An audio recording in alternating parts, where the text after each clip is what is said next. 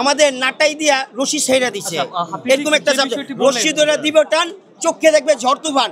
যাত্রী যারা আছে চলাফেরা করতেছিল তাদের গায়ে কিছু এই যে এরকম ব্যথা লাগছে, ইটা পড়ছে, মাথা ফেটে গেছে, এক রিস্কালা এখন তো ব্যাক করে আসছে, রিস্কালা ব্যান্ডেজ করে। দর্শক আপনারা দেখছেন যে যেই পয়েন্টটি আমি এখন আপনাদেরকে দেখাচ্ছি সেই পয়েন্ট এখানেই কিন্তু আসলে এই যে ইটগুলো পড়ে রয়েছে, আপনারা দেখছেন যে ভাঙা ইটগুলো, এই ইটগুলো কিন্তু আসলে এই উপর থেকে যেই রেলিং ছিল, ছাদের রেলিং দেওয়া, সেই রেলিংগুলো কিন্তু আসলে ভেঙে পড়ে তিনজন পথচারীর উপরে পড়ে এবং কারো মাথায়, কারো বুকে, কারো কোমরে তারা আঘাতপ্রাপ্ত হন এবং সেখান থেকে কিন্তু তারা এলাকাবাসী রয়েছেন বা প্রত্যক্ষদর্শী যারা রয়েছেন তারা কিন্তু তাদেরকে উদ্ধার করে কিন্তু তাদেরকে মিটফুট হসপিটালে প্রেরণ করে এবং সেখানে কিন্তু পরবর্তীতে আমরা যতটুকু জানতে পেরেছি সেখানে তারা আসলে ইতিমধ্যে তারা মারা যান। এবং কিন্তু এখানে যখন প্রত্যক্ষদর্শী যারা উদ্ধার করেছিলেন তখন কিন্তু তারা জীবিত অবস্থায় রয়েছিল এমনটাই আমরা জানতে পেরেছি। এবং অনেক প্রত্যক্ষদর্শী জানিয়েছেন আসলে পুরান ঢাকায় কিন্তু এরকম অসংখ্য বিল্ডিং রয়েছে যেগুলো আসলে ঝুঁকিপূর্ণ বা নির্মাণের ব্যবস্থা খুবই নিম্নমানের, সেগুলো কিন্তু আসলে সরকারের নজরদারি আনা প্রয়োজন।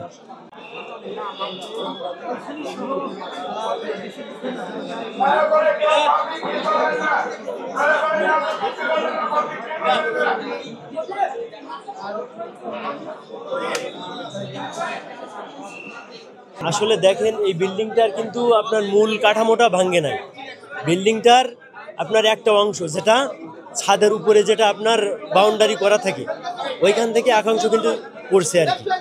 এখানে হয়তোবা এখানে আস্তরের কোনো ব্যাপার স্যাপার ছিল, হয়তোবা ওইখানে মজবুতভাবে আস্তর করা ছিল না, এই কারণে এটা অবহেলার কারণে সম্ভবত এরকমটা হইতে পারে। তবে পুরান ঢাকায় অনেক পুরান বিল্ডিং আছে যেগুলো অনেক ঝুঁকিপূর্ণ।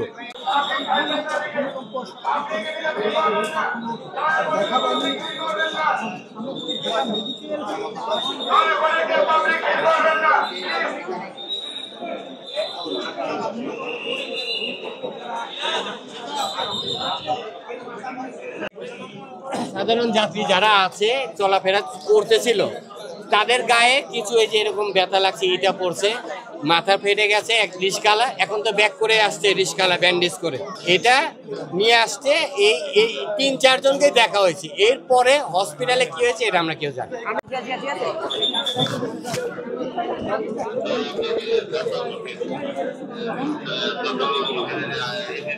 ওটা পড়তেই পারে, আর এটা তো আর সাধারণ মানুষে পালায় নাই, এটা শোন আল্লাহ পাক একটা আমাদেরকে দিছে, সিগন্যাল দিছে যে কিয়ামতের মাঠে শুক্রবারের মধ্যে যে কিয়ামত হবে ওইটার একটু কিয়ামতের আলামত একটু আমাদের মানুষের মাধ্যমে, আশরাফুল মাখলুকাতের মাধ্যমে একটু বুঝ দেওয়া গেল। যে কি বুঝ দেওয়া গেল?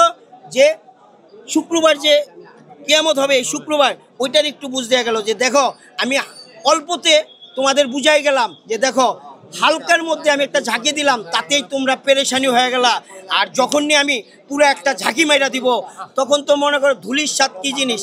আল্লাহ পাক আমাদের নাটাই দিয়া রশি ছেড়ে দিচ্ছে, এরকম একটা রশি ধরে দিব টান, চোখে দেখবে ঝড় তুফান। তখন আল্লাহ পাক এইটাই যে আল্লাহ পাক রশি ছেড়ে দিছে, যখন রশি ধরে টান দিবে তখনই আমরা চোখে ঝড় তুফান দেখব।